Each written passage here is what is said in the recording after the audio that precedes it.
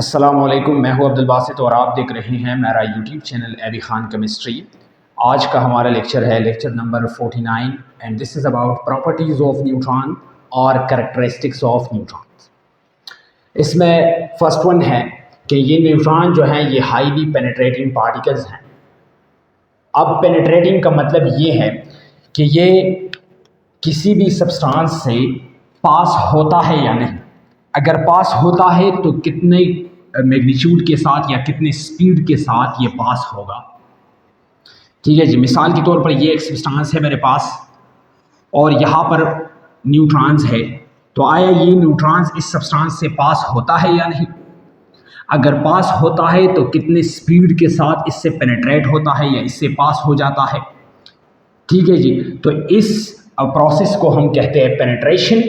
और ये जो न्यूट्रॉन्स हैं ये हाईली पेनिट्रेटिंग पार्टिकल्स हैं। मतलब ये कि पेनिट्रेशन जो है, पेनिट्रेशन ये दो चीज़ों पे डिपेंड करता है, इंहिसार करता है। फर्स्ट वन ये डिपेंड करता है, सबसे पहले आपने यहाँ पर याद रखना है, ये अपने साथ नोट करना है कि ये जो पेनिट्रेशन है, penetration is inversely proportional to mass of the particle.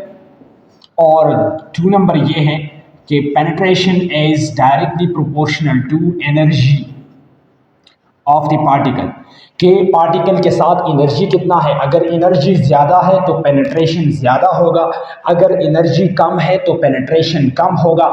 इसी के साथ साथ ये पहला पॉइंट भी आपने याद रखना है, अपने साथ नोट करना है कि ये जो पेनिट्रेशन है ये इनवर्सली प्रोपोर्शनल है मास ऑफ द पार्टिकल। अब इसका मतलब ये है कि अगर किसी पार्टिकल का मास जो है वो ज़्यादा है तो इसका पेनिट्रेशन कम होगा, और अगर मास कम है तो पेनिट्रेशन ज़्यादा होगा। इसी दो पॉइंट्स को मद्देनज़र रखते हुए ये जो पार्टिकल्स, फंडामेंटल पार्टिकल्स है, इसका पेनिट्रेशन पावर जो है या ऑर्डर जो है ये कुछ इस तरह है कि इलेक्ट्रॉन का पेनिट्रेशन पावर जो है वो सबसे ज़्यादा है। फिर जो न्यूट्रॉन है इसका अप्रॉक्सीमेटली बराबर है या कुछ ज़्यादा होगा प्रोटॉन से, क्योंकि प्रोटॉन का मास जो है वो कुछ मतलब sometimes it is greater than the mass of the neutrons. तो इसी वजह से ये इसका ऑर्डर है, ये आपने याद रखना है ये ऑर्डर। ठीक है जी, कि इलेक्ट्रॉन्स का पेनिट्रेशन पावर ज़्यादा है क्योंकि इसका मास जो है वो बहुत कम है। न्यूट्रॉन्स का फिर ज़्यादा है क्योंकि इसका मास जो है वो प्रोटॉन से कुछ कम है, और प्रोटॉन्स का पेनिट्रेशन पावर जो है वो इन दोनों फंडामेंटल पार्टिकल से कम है। फिर ये एनर्जी पे डिपेंड करता है कि एनर्जी अगर किसी पार्टिकल का ज़्यादा है तो इसका पेनिट्रेशन पावर ज़्यादा होगा, और अगर कम है तो इसका पेनिट्रेशन पावर जो है वो कम होगा। तो यहाँ पर इन तीनों में से अगर किसी भी पार्टिकल का एनर्जी ज़्यादा हो तब उसका पेनिट्रेशन पावर जो है वो ज़्यादा होगा, वरना कम होगा। अच्छा जी, तो ये न्यूट्रॉन्स जो है ये प्रोटॉन्स से ज़्यादा पेनिट्रेटिंग पार्टिकल्स है या हाईली पेनिट्रेटिंग पार्टिकल्स है। दूसरे नंबर पे आता है हैविंग नो चार्ज। ये इसका प्रॉपर्टी है, कैरेक्टरिस्टिक है कि इसके ऊपर किसी किस्म का चार्ज नहीं है, और यही वजह है कि इसका ये कैरेक्टरिस्टिक नंबर 3 या प्रॉपर्टी नंबर 3 भी बन जाता है कि it shows no deflection in electric and magnetic field. इसके ऊपर चार्ज नहीं है, अगर चार्ज इसके ऊपर नहीं है तो ये इलेक्ट्रिक फील्ड में डिफ्लेक्शन शो नहीं करेगा, और इसी के साथ साथ इसके ऊपर चार्ज नहीं है तो ये मैग्नेटिक फील्ड में भी सीधा पास होगा, कोई डिफ्लेक्शन शो नहीं करेगा। अच्छा जी, फोर्थ वन प्रॉपर्टी है दे नॉक आउट प्रोटॉन्स। ये चूंकि हाईली पेनिट्रेटिंग पार्टिकल्स है या इसका मास जो है वो तकरीबन प्रोटॉन्स के साथ बराबर है, इसी वजह से ये प्रोटॉन्स को किसी भी सब्सटेंस से नॉक आउट कर सकते हैं। फिफ्थ वन प्रॉपर्टी है डू नॉट प्रोड्यूस आयनाइजेशन। ये आयनाइजेशन जो है ये प्रोड्यूस नहीं कर सकता है। ये बात आपने याद रखना है कि इलेक्ट्रॉन्स जो हैं या कैथोड रेज यानी मतलब इलेक्ट्रॉन्स ये आयनाइजेशन प्रोड्यूस कर सकता है, या किसी जो भी और रेडिएशंस हैं वो आयनाइजेशन प्रोड्यूस कर सकता है, लेकिन न्यूट्रॉन जो है ये आयनाइजेशन प्रोड्यूस नहीं कर सकता है क्योंकि इसका मास जो है वो ज़्यादा है और इसके ऊपर चार्ज नहीं है। अगर चार्ज नहीं है तो ये इलेक्ट्रॉन को ये मतलब इलेक्ट्रॉन को आयनाइज नहीं कर सकता है या इलेक्ट्रॉन को रिमूव नहीं कर सकता है। अगर इलेक्ट्रॉन को रिमूव नहीं कर सकता है तो फिर आयनाइजेशन नहीं होगा। आयनाइजेशन तब होता है जब इलेक्ट्रॉन रिमूव हो सकता है। तो अगर इलेक्ट्रॉन रिमूव नहीं होता है तब आयनाइजेशन नहीं होगा। सिक्स्थ वन प्रॉपर्टी है मास ऑफ द न्यूट्रॉन। अब मास ऑफ द न्यूट्रॉन की तरफ आते हैं कि मास ऑफ द न्यूट्रॉन जो है वो किलोग्राम्स में है 1.6749 इंटू 10⁻⁻27 kg है। मास of the neutron in grams में किस तरह कन्वर्ट करेंगे, इसको मल्टीप्लाई करेंगे, इस वैल्यू को मल्टीप्लाई करेंगे 10⁻³ से, तो ये कन्वर्ट हो जाएगा ग्राम्स में 10⁻⁻24 आएगा। तो ग्राम्स में इसका मास ये है। और अगर हम इस वैल्यू को, इस ग्राम्स वाली वैल्यू को 1 AMU पे डिवाइड करते हैं, तब इससे वैल्यू आएगा रिलेटिव एटॉमिक मास में, यानी मतलब AMU में, और AMU में न्यूट्रॉन्स का मास है 1.0087 AMU। ठीक है जी। किस तरह कन्वर्ट करेंगे AMU में, ये जो मास है इसको डिवाइड करेंगे AMU पे, 1 AMU पे, और अगर इसको हम 1 AMU पे डिवाइड करते हैं तब इससे वैल्यू आएगा 1.0087 AMU। सेवंथ प्रॉपर्टी ये है कि ये जिस तरह इलेक्ट्रॉन और प्रोटॉन जो है ये फंडामेंटल पार्टिकल्स है एटम का, इसी तरह बिल्कुल इसी तरह न्यूट्रॉन जो है ये भी फंडामेंटल पार्टिकल है। Also neutron is also fundamental particle. 8th property है कि अगर न्यूट्रॉन जो है इसका डिके होता है, यानी मतलब फ्री इलेक्ट्रॉन्स जितनी भी हैं, फ्री इलेक्ट्रॉन्स, तो फ्री इलेक्ट्रॉन्स का डिके होता है, और किन किन चीज़ों में या किन किन पार्टिकल्स में इसका डिके होता है, तो ये 3 पार्टिकल्स में न्यूट्रॉन्स का डिके हो सकता है। या तो प्रोटॉन्स में कन्वर्ट होंगे, या इलेक्ट्रॉन्स में, और या न्यूट्रिनो में।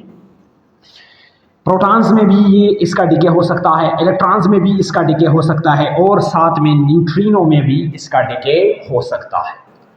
अब न्यूट्रिनो जो है ये कौन से पार्टिकल्स हैं और किन पार्टिकल्स को हम न्यूट्रिनो जो हैं वो कहेंगे।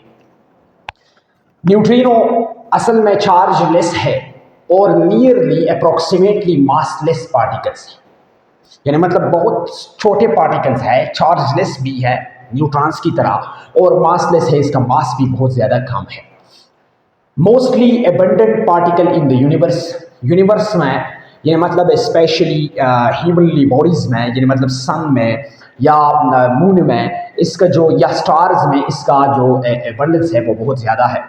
डिस्कवर्ड इन 1930, ये असल में 1930 में डिस्कवर्ड नहीं हुआ है, लेकिन इसका डिमॉन्स्ट्रेशन जो है वो 1930। Mostly abundant particle in the universe में ये बहुत एबंडेंस रखता है, यानी मतलब मकदार में ज़्यादा है, क्वांटिटीज़ का ज़्यादा है, और discovered in 1930। Travel close to the speed of light, और इसका स्पीड जो है वो तकरीबन स्पीड ऑफ लाइट के बराबर है। c = 3 × 10⁸ मीटर पर सेकंड ये स्पीड ऑफ लाइट है, और ये भी स्पीड ऑफ लाइट से ट्रेवल कर सकता है, क्योंकि ये मासलेस है। असल बात ये है कि ये मासलेस है, और अगर किसी पार्टिकल का मास जो है वो कम है तो इसका स्पीड जो है, इसका ट्रेवलिंग स्पीड बहुत ज़्यादा होगा। पासिस थ्रू मैटर, इसका मास कम है, मैंने आपको बताया कि इसका पेनिट्रेशन जो है वो न्यूट्रॉन से बहुत ज़्यादा होगा, और भी प्रोटॉन से भी ज़्यादा होगा, इलेक्ट्रॉन से भी ज़्यादा होगा, और इसका सबसे मतलब इम्पोर्टेंट रीज़न ये है कि इसका मास जो है वो बहुत कम है, मासलेस है, और अगर मास कम है तो इसका पेनिट्रेशन जो है वो ज़्यादा होगा। स्पीड ज़्यादा है, मासलेस है, पेनिट्रेशन ज़्यादा होगा। इसका सिंबल जो है वो ये इस सिंबल से नू से, इससे कहते हैं नू, NU, नू से इसे रिप्रेजेंट किया जाता है। तो इन पार्टिकल्स को हम न्यूट्रिनो कहते हैं। सिंपल सी बात है, आपने ये याद रखना है कि ये चार्जलेस और मासलेस पार्टिकल्स हैं। एक्चुअली यूनिवर्स में इसका एबंडेंस बहुत ज़्यादा है, 1930 में इसकी डिस्कवरी हुआ है, और स्पीड जो है वो इसका तकरीबन स्पीड ऑफ लाइट के बराबर है। पासिस थ्रू मैटर, और इसका सिंबल जो है वो नू है। फंडामेंटल पार्टिकल्स एटम के इनसाइड जो है 3 फंडामेंटल पार्टिकल्स जो हैं वो पाए जाते हैं। 3 subatomic particles are called fundamental particles, और ये सब एटॉमिक पार्टिकल्स जो हैं ये असल में प्रोटॉन्स हैं, इलेक्ट्रॉन्स हैं, और साथ में न्यूट्रॉन्स हैं। ठीक है जी। तो इन तीनों को हम कहेंगे फंडामेंटल पार्टिकल्स। इसके अलावा भी पार्टिकल्स है, लेकिन असल में जो एटम है, एटम का मास या एटम का जो स्ट्रक्चर है वो इन तीनों से बना हुआ है, इसी वजह से इन तीनों को कहते हैं फंडामेंटल पार्टिकल्स। और फिर ये भी पॉइंट आपने साथ याद रखना है, मेमोराइज रखना है कि these particles मीन्स यहाँ से these का मतलब ये है कि इलेक्ट्रॉन्स और प्रोटॉन्स और न्यूट्रॉन्स, इन तीनों पार्टिकल्स, ये जो तीन पार्टिकल्स हैं, gives chemical and physical properties to atom. ये तीन पार्टिकल्स प्रोटॉन्स, न्यूट्रॉन्स और इलेक्ट्रॉन्स जो है ये एटम को फिजिकल और केमिकल प्रॉपर्टीज जो हैं वो देते हैं। ठीक है जी। एटम, हर एक एटम दूसरे एटम से मुख्तलिफ है और उसका वजह ये है कि हर एटम का एटॉमिक नंबर मुख्तलिफ है, उसका मास नंबर मुख्तलिफ है। अगर मास नंबर मुख्तलिफ है तो फिजिकल प्रॉपर्टीज भी डिफरेंट होंगे, और अगर तमाम एटम्स का, तमाम एलिमेंट्स का एटॉमिक नंबर जो है वो डिफरेंट है तो फिर भी उसके केमिकल प्रॉपर्टीज जो हैं वो भी डिफरेंट है। तो असल में एक बात आपने याद रखना है कि ये जो नंबर ऑफ इलेक्ट्रॉन्स है, number of electrons, it gives the chemical properties to atom. Electron जो है ये एटम को केमिकल प्रॉपर्टीज देते हैं, और ये जो प्रोटॉन्स है और न्यूट्रॉन्स है, it gives physical properties to atom. तो हर एक एटम का, हर एक एलिमेंट का एटॉमिक नंबर भी मुख्तलिफ है और मास नंबर भी मुख्तलिफ है। अगर ये दोनों मुख्तलिफ है तो इसका मतलब ये हो गया कि तमाम एलिमेंट्स का आपस में जो केमिकल प्रॉपर्टीज़ है वो भी मुख्तलिफ है और जो फिजिकल प्रॉपर्टीज़ है वो भी डिफरेंट है, मुख्तलिफ है।